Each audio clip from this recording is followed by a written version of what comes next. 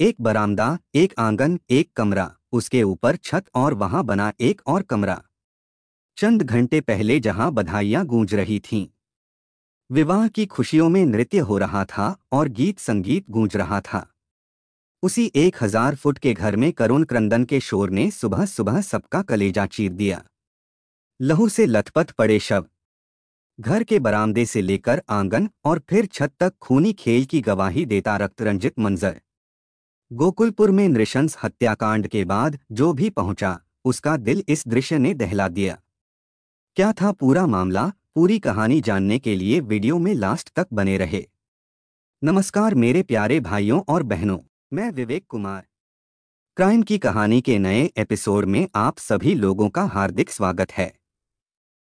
कहानी में आगे बढ़ने से पहले कृपया क्राइम की कहानी चैनल को सब्सक्राइब कर बेल आइकन जरूर दबा लें, ताकि मेरे हर वीडियो का नोटिफिकेशन आपको मिलता रहे।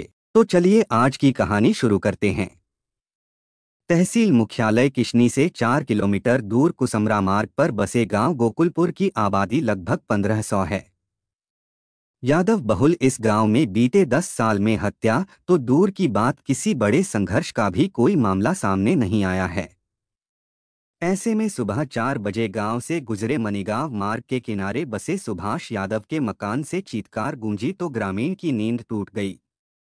सभी लोग भागकर वहां पहुंचे तो हर तरफ खून बिखरा हुआ नजर आया। बरामदे में सुभाष यादव, उनकी पुत्रवधू डॉली और रिश्तेदार सुषमा घायल पड़ी थीं। ग्रामीण बरामदा पार कर आंगन में पहुंचे तो सुभाष यादव के छोटे बेटे भुल्लन, उसके दोस्त दीपक उपाध्याय और दामाद सौरभ के शव खून से सने हुए पड़े थे। ऊपर छत का रक्त रंजित मंजर देख तो कई लोगों की चीखें निकल गईं। दूल्हा सोनू और दुल्हन सोनी के क्षत विक्षत शव नृशंसता की गवाही दे रहे थे। जांच को पहुंचे पुलिस अधिकारियों के दिल भी यह दृश्य देख दहल गए। उनका कहना था कि हत्याकांड की बहुत सी घटनाएं देखी हैं, परंतु यह हत्याकांड बहुत वीभत्स है। मौके पे पहुंचे पुलिस अधिकारियों को बरामदे में ही 2 महिलाएं घायल पड़ी दिखाई दीं। पूछने पर सुभाष चंद्र ने बताया कि एक महिला उसकी बहू डॉली है तथा दूसरी रिश्तेदार सुषमा है। पुलिस अधिकारियों ने इन दोनों को इलाज हेतु सैफई अस्पताल भिजवा दिया। इसके बाद पुलिस अधिकारी आंगन में पहुंचे तो वहां 3 लाशें पड़ी थीं। इनकी हत्या गला काटकर बड़ी बेरहमी से की गई थी। आंगन में खून ही खून फैला था। पूछने पर सुभाष ने बताया कि एक लाश उसके छोटे बेटे अभिषेक उर्फ भुल्लन 20 वर्ष की है, जबकि दूसरी लाश दामाद सौरभ 26 वर्ष की है। तीसरी लाश बेटे के दोस्त दीपक 21 वर्ष की है। लाश के पास ही खून सना फरसा पड़ा था। शायद उसी फरसे से उनका कत्ल किया गया था, इसलिए फरसे को पुलिस ने सुरक्षित कर लिया। एसपी विनोद कुमार सहयोगियों के साथ आंगन से जीने के रास्ते छत पर पहुंचे तो वहां का दृश्य देखकर वह चौंक गए। कमरे के अंदर सुभाष चंद्र के बेटे सोनू व उसकी नई नवेली दुल्हन सोनी की लाश पड़ी थी। उन दोनों के हाथ की मेहंदी व पैरों की महावर अभी छूटी भी ना थी कि उन्हें मौत की नींद सुला दिया गया था। उन दोनों की हत्या भी गला काट कर ही की गई थी। सोनू की उम्र 23 साल के आसपास थी, जबकि सोनी की उम्र 20 वर्ष थी। निरीक्षण करते हुए एसपी विनोद कुमार जब मकान के पिछवाड़े पहुंचे तो वहां एक और युवक की लाश पड़ी थी। पूछताछ से पता चला कि वह लाश सुभाष चंद्र के बड़े बेटे शिववीर की है। पता चला कि शिववीर ने ही पूरे परिवार का कत्ल किया था, फिर पकड़े जाने के डर से खुद को खत्म कर ली थी। शिववीर की उम्र 28 साल के आसपास थी। शिववीर के शव के पास ही एक तमंचा पड़ा था। इसी तमंचे से गोली मारकर उसने खुद को खत्म की थी। पुलिस ने तमंचे को सुरक्षित कर लिया। पुलिस ने शिववीर की तलाशी लिया तो उसकी जेब से मिर्च स्प्रे तथा नींद की गोलियों के 2 खाली पत्ते मिले। पुलिस ने इसे भी सुरक्षित कर लिया। इसके अलावा पुलिस ने कमरे से कुल्हाड़ी व फावड़ा भी कब्जे में लिया, जिससे शिववीर ने पत्नी, भाभी व पिता पर हमला किया था। यह बात 24 जून 2023 की है। यह वीभत्स घटना उत्तर प्रदेश के मैनपुरी जिले के किशनी थाने के गांव गोकुलपुरा अरसारा में बीती रात घटित हुई थी। सामूहिक नरसंहार की खबर थाना किशनी पुलिस को मिली तो पुलिस महकमे में हड़कंप मच गया। पुलिस अधिकारी भी घटनास्थल की तरफ रवाना हो लिए। कुछ ही देर में SHO Anil Kumar, SP Vinod Kumar, ASP Rajesh Kumar तथा सीओ चंद्रशेखर सिंह घटनास्थल पर आ गए। सुभाष चंद्र के दरवाजे पर अब तक भारी भीड़ जुट चुकी थी। ग्रामीणों की इतनी भीड़ देखकर पुलिस अधिकारी भी हैरान रह गए। उन्हें लगा कि असामाजिक तत्व भीड़ को गुमराह कर कहीं कोई बवाल खड़ा न कर दें। इसलिए उन्होंने अतिरिक्त फोर्स मंगाकर गोकुलपुरा गांव में तैनात करा दिया। सामूहिक हत्याकांड की खबर सुनकर अब तक सुभाष चंद्र यादव के घर पर रिश्तेदारों का जमावड़ा शुरू हो गया था। जब भी कोई खास रिश्तेदार आता, महिलाओं का करुण रुदन कलेजा चीरने लगता। माहौल उस समय तो बेहद गमगीन हो उठा जब नई नवेली दुल्हन मृतका सोनी यादव के मम्मी पापा के साथ सैकड़ों लोग आ गए।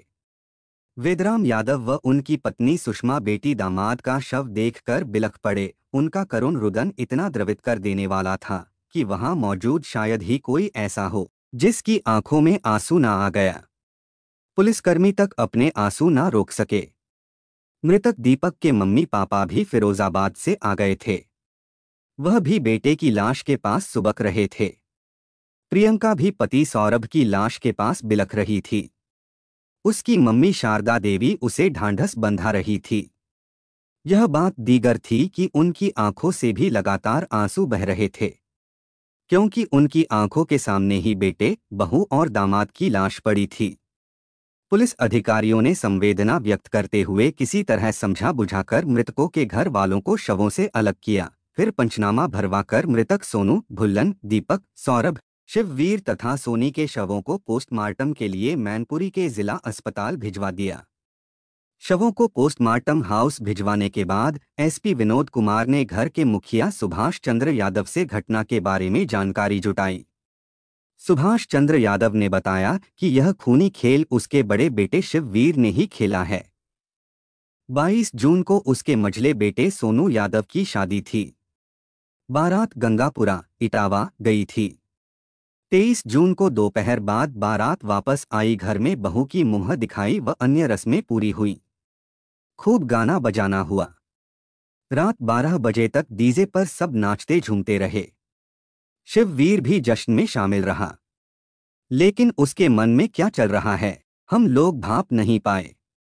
रात के अंतिम पहर में इस क्रूर हत्यारे ने हमला कर 5 जनों को काटकर मौत की नींद सुला दिया।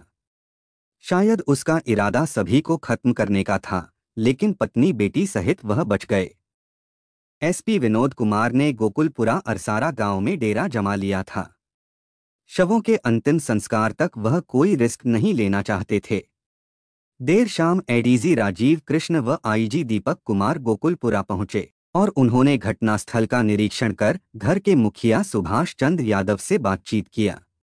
उन्होंने एसपी विनोद कुमार से भी घटना से संबंधित जानकारी हासिल की तथा कुछ आवश्यक निर्देश दिए।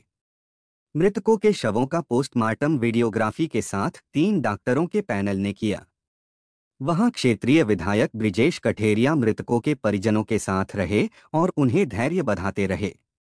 पोस्टमार्टम के बाद शव उनके परिजनों को सौंप दिए गए। पुलिस व्यवस्था के साथ दीपक का शव फिरोजाबाद तथा सौरभ का शव उसके गांव चांद हवेलिया, किशनी भेज दिया गया। 3 बेटों सोनू, भुल्लन व शिववीर का दाह संस्कार सुभाष ने किया। इधर वेदराम यादव अपनी बेटी सोनी यादव का शव लेकर अपने गांव गंगापुरा पहुंचे तो माहौल बेहद गमगीन हो गया। लाडली बेटी का शव देखने के लिए पूरा गांव उमड़ पड़ा। हर आंख में आंसू थे। दर्द इस बात का था कि जिस बेटी को पूरे गांव ने हंसी खुशी से ससुराल भेजा था, उसका कफन में लिपटा शव गांव आया था। पूर्व दर्जा प्राप्त राज्य मंत्री राम सेवक यादव भी बेहद दुखी थे, क्योंकि लाडली बेटी सोनी उनके गांव व परिवार की थी। वेदराम को ढांढस बंधाते वह स्वयं भी रो रहे थे। सामूहिक नरसंहार से राजनीतिक गलियारों में भी हलचल शुरू हो गई थी। चूंकि मामला यादव परिवार से जुड़ा था और डिंपल यादव भी मैनपुरी से सांसद हैं, इसलिए वह दूसरे रोज ही गोकुलपुरा गांव जा पहुंची। पर्यटन राज्य मंत्री जयवीर सिंह ने भी सामूहिक नरसंहार पर गहरा दुख व्यक्त किया। शिववीर ने अपने सगे भाइयों की हत्या क्यों किया? परिवार के प्रति उसके मन में ईर्ष्या, द्वेष और नफरत की भावना क्यों पनपी? वह क्या हासिल करना चाहता था? यह सब जानने के लिए हमें उसकी पारिवारिक पृष्ठभूमि को समझना होगा। उत्तर प्रदेश के मैनपुरी जिले के किशनी थाना अंतर्गत एक गांव है गोकुलपुरा अरसारा। यादव बाहुल्य इसी गांव में सुभाष चंद्र यादव सपरिवार रहते थे। उनके परिवार में पत्नी शारदा देवी के अलावा 3 बेटे शिववीर यादव, सोनू यादव, अभिषेक यादव उर्फ भुल्लन तथा एक बेटी प्रियंका यादव थी। सड़क किनारे उनका पक्का मकान था। वह किसान थे।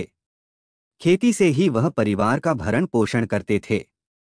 सुभाष चंद्र यादव खुद तो पढ़े लिखे नहीं थे, लेकिन बेटों को पढ़ा लिखाकर योग्य बनाना चाहते थे। इसलिए वह उनकी पढ़ाई पर ज्यादा ध्यान देते थे। अपनी कमाई का एक बड़ा हिस्सा वह बेटों की पढ़ाई पर खर्च करते थे। 2 बेटे सोनू व भुल्लन तो पढ़ने में तेज थे, लेकिन बड़ा बेटा शिववीर पढ़ने में कमजोर था।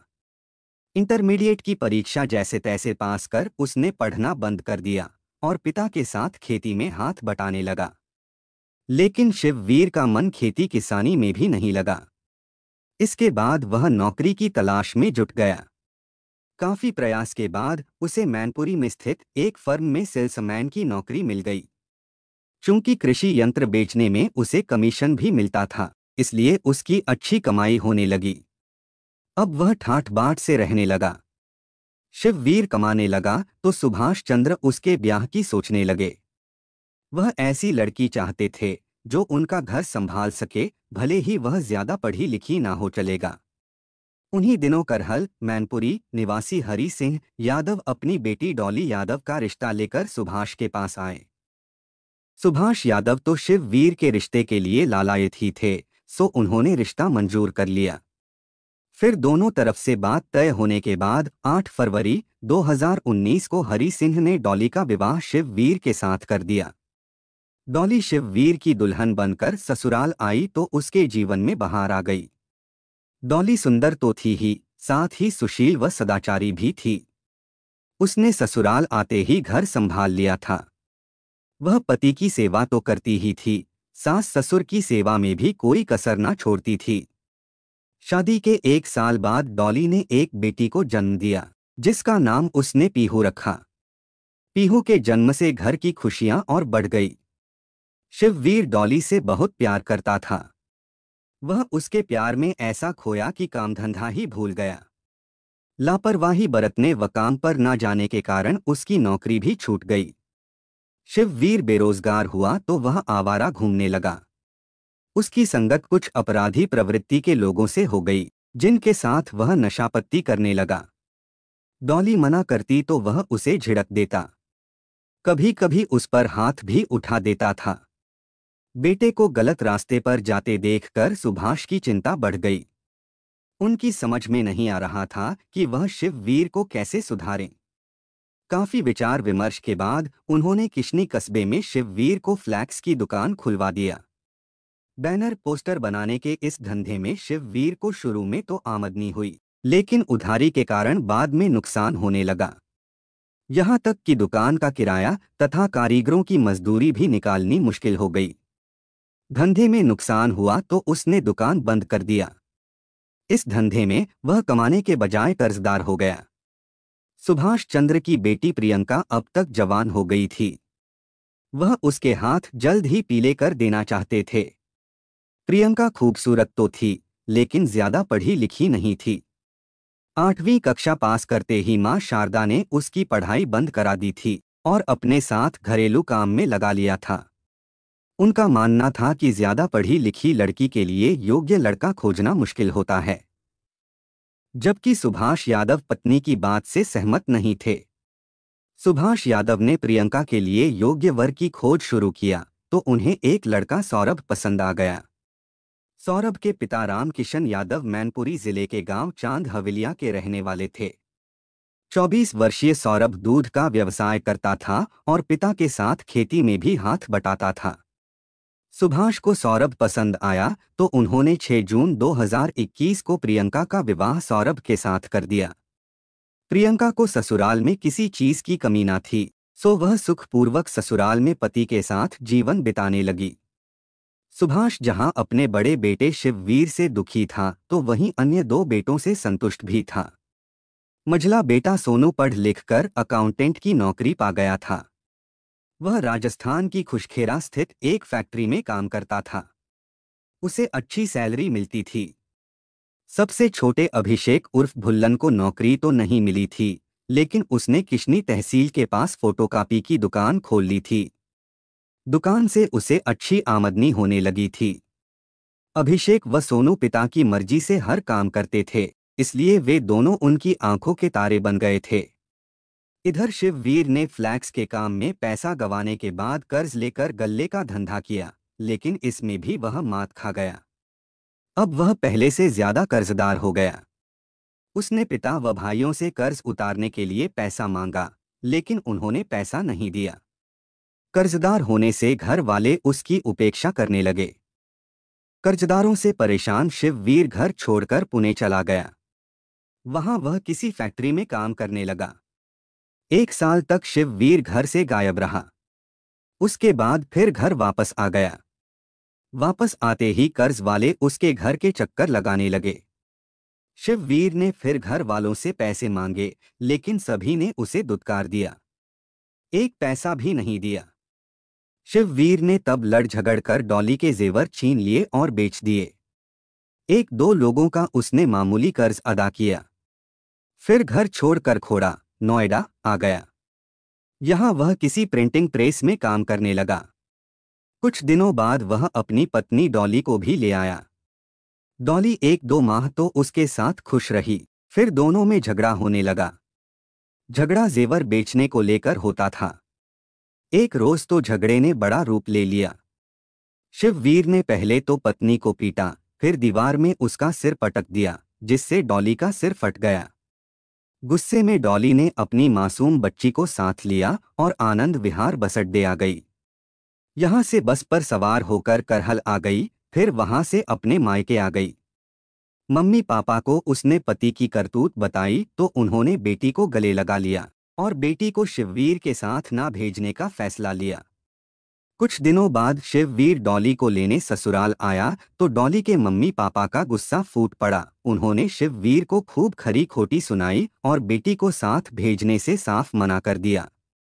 शिववीर ने डॉली को लाख मनाने की कोशिश किया, माफी भी मांगी, लेकिन डॉली नरम नहीं हुई।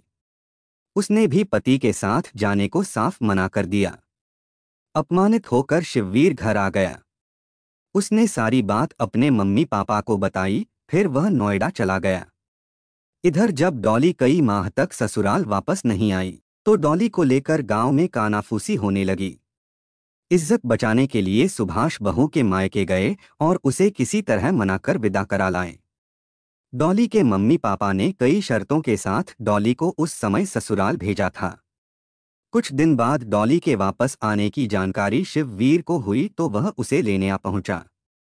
लेकिन सुभाष ने डॉली को यह कहकर उसके साथ नोएडा नहीं भेजा कि बहू के जाने से घर में रोटी पानी की परेशानी होगी, क्योंकि डॉली की सास शारदा की तबीयत खराब चल रही थी। शिववीर अब 15 दिन में घर आता था। 2-3 दिन रहता, उसके बाद फिर नौकरी पर नोएडा चला जाता था। लेकिन जब भी आता पापा से पैसों की डिमांड करता था। ना देने पर लड़ाई झगड़ा करता था। मां शारदा से भी उलझ जाता था। एक दिन तो हद ही हो गई। शिववीर ने पापा सुभाष पर हाथ छोड़ दिया।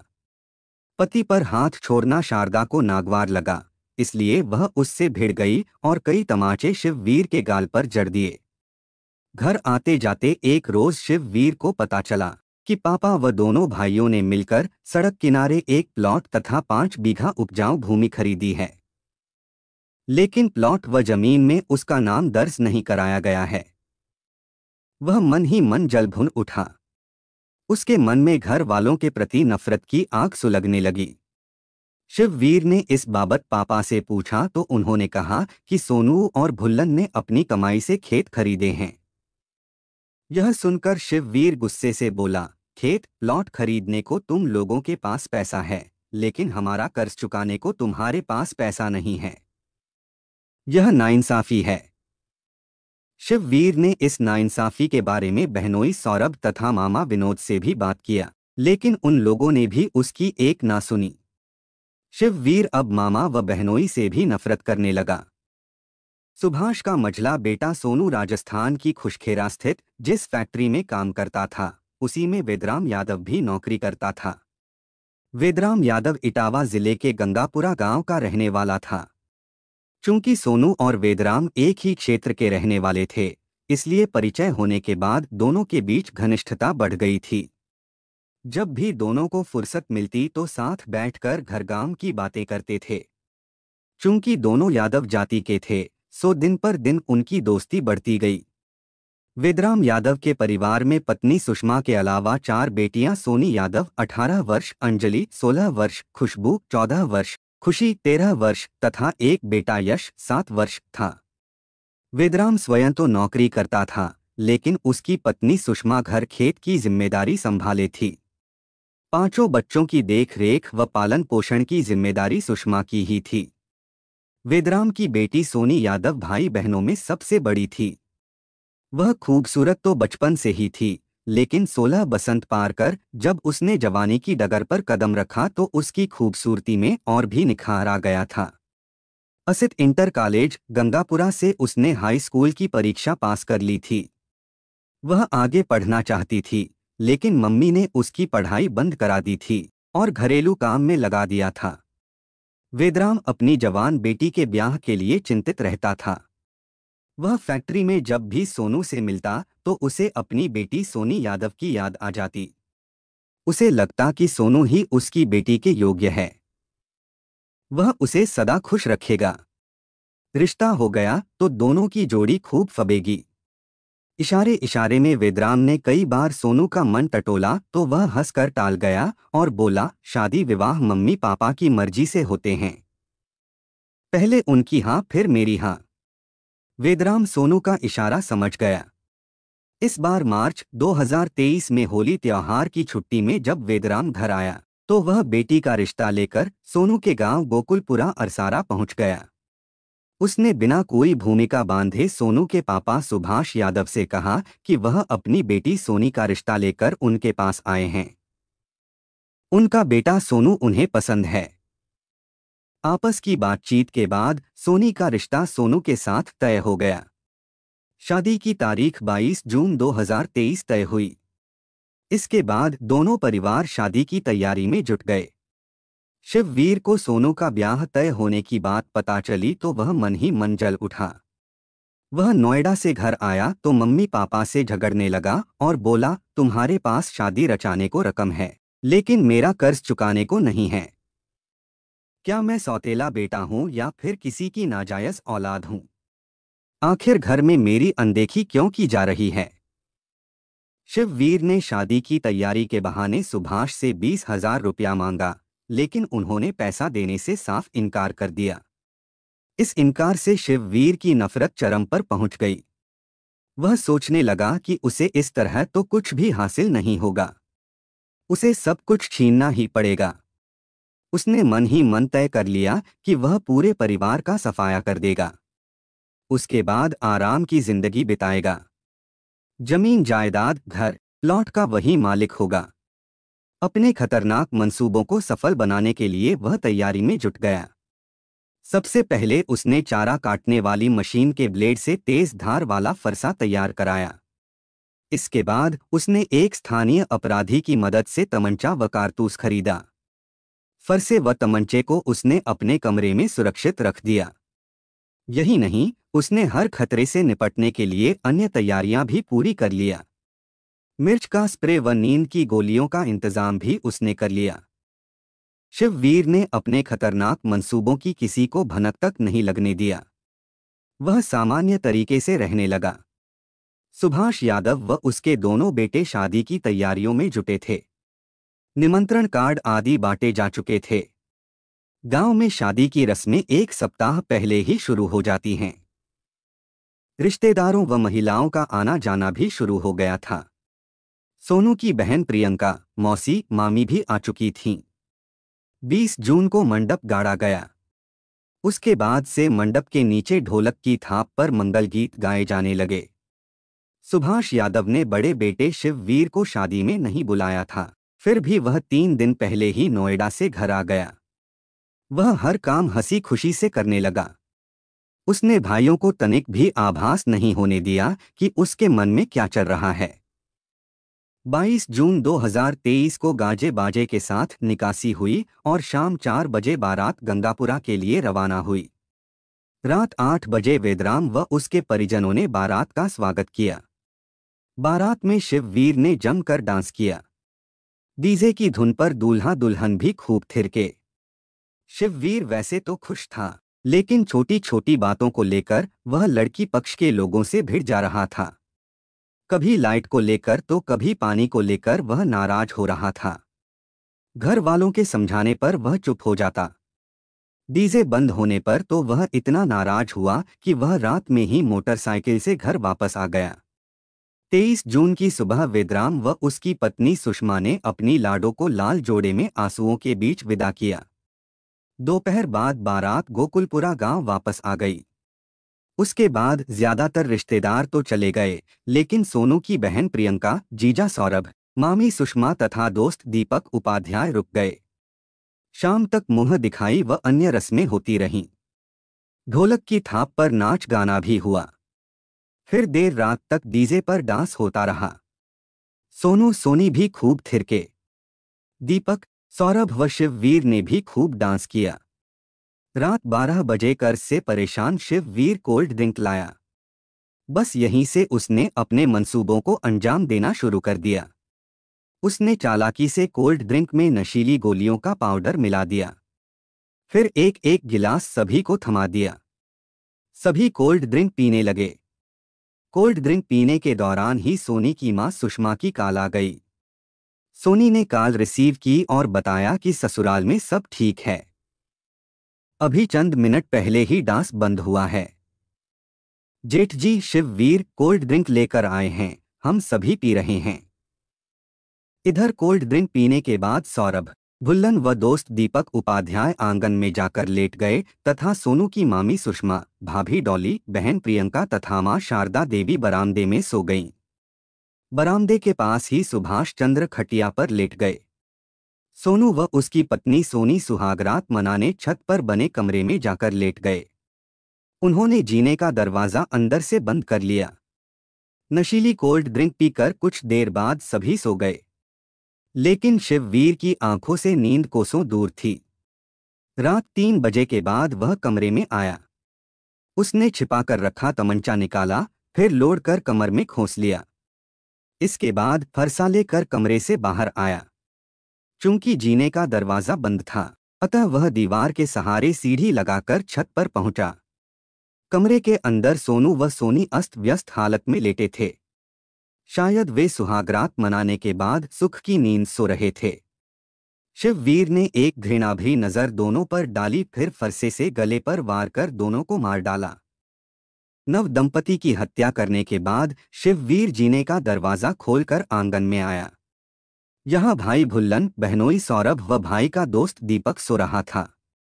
शिववीर ने फरसे से गर्दन व चेहरे पर बारी बारी से वार कर तीनों को मौत की नींद सुला दिया। 5 हत्याएं करने के बाद शिववीर आंगन से बरामदे में आया। यहाँ उसने फावड़े से अपनी पत्नी डॉली व मामी सुषमा पर वार किया। डॉली का पैर तथा सुषमा का हाथ जख्मी हो गया। वे दोनों चीखीं तो सुभाष, उसकी पत्नी शारदा तथा बेटी प्रियंका जाग गईं। उन तीनों ने शिववीर का रौद्र रूप देखा तो वे कांप उठी। फिर भी वह उसे पकड़ने दौड़ी।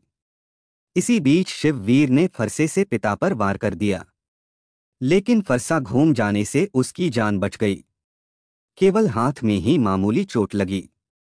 हिम्मत जुटाकर सुभाष, शारदा व प्रियंका ने शिववीर को पकड़ने का प्रयास किया तो वह मकान के पीछे की ओर भागा। परिवार का कत्ल करने के बाद शिववीर ने कमर में खोसा तमंचा निकाला और कनपटी से सटाकर फायर कर दिया। फायर की आवाज सुनकर प्रियंका व शारदा वहां पहुंची तो शिववीर की मौत हो चुकी थी। मां बेटी तब चीखने चिल्लाने लगीं। शारदा व प्रियंका की चीख पुकार सुनकर आस पड़ोस के लोग आ गए। उन्होंने घर के अंदर का खौफनाक मंजर देखा तो सभी की रूह कांप उठी। उसके बाद तो गांव में सनसनी फैल गई। गोकुलपुरा ही नहीं, बल्कि आसपास के गांव के लोग उमड़ पड़े। पुलिस को सूचना मिली तो आला अधिकारी भी मौके पर आ गए और जांच में जुट गए। प्रिंट और इलेक्ट्रॉनिक मीडिया के पत्रकारों का जमावड़ा भी शुरू हो गया। पुलिस अधिकारियों ने सबसे पहले घायलों को अस्पताल भेजा, फिर जरूरी कार्रवाई पूरी कर शवों को पोस्टमार्टम हाउस भिजवाया। उसके बाद घटना के संबंध में घर के मुखिया सुभाष से जानकारी हासिल किया। पूछताछ के बाद किशनी थाने के एसएचओ अनिल कुमार ने घर के मुखिया सुभाष चंद्र यादव की तहरीर पर बड़े शिववीर के खिलाफ हत्या का मुकदमा तो दर्ज किया, लेकिन आरोपी द्वारा भी आत्महत्या कर लेने से उन्होंने फाइल बंद कर दिया। कहानी लिखे जाने तक डॉली और सुषमा का इलाज सैफई के अस्पताल में चल रहा था। उनकी जान तो बच गई, लेकिन दिल के जख्म शायद ही जीवन में भर सकें। प्रियंका का सुहाग भाई ने ही उजाड़ दिया। उसके जीवन में अब शायद ही कभी बहार आए। सुभाष यादव व उनकी पत्नी शारदा भी पश्चाताप के आंसू बहा रहे थे।